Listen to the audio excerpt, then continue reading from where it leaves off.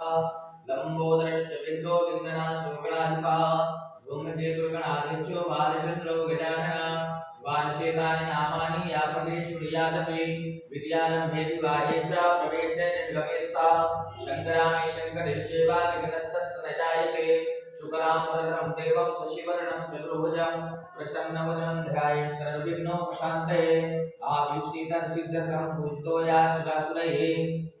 सर्वविघ्नहरस्तस्मै श्रीगणाधिपतये नमः सर्वमङ्गलमङ्गल्ये शिवे सर्वार्थसाधिके शरण्ये त्र्यम्बके गौरी नारायणे नमोस्तुते सर्वदा सर्वकार्येषु नास्ति तेषां येषां स्थितो भगवान् मङ्गलाय गुणं हरिः तदेव लग्नं शुदिनं तदेव ताराबलं चन्द्रबलं तेषां दिवर्ष्यामो हृदयस्थो जनार्दनः यत्र योगेश्वरा कृष्णो यत्र वाचुर्धनुधरः तत्र शिवज्योतिर्भुवानि तत्र मम विनायकं गुरुं भानु ब्रह्म विष्णु महेश्वरा सरस्वती प्रणम यादव सर्वकामार्थ सिद्धये वक्रतुंड महाकाय सूर्यकोटि समप्रभ निर्विघ्नं कुरु मे देवा सर्वकार्येषु सर्वदा। सामने गणेश जी बैठे हैं, गणेश जी को चावल चढ़ाइए। श्रीमन महागणाधिपतये नमः। आवाहनार्थ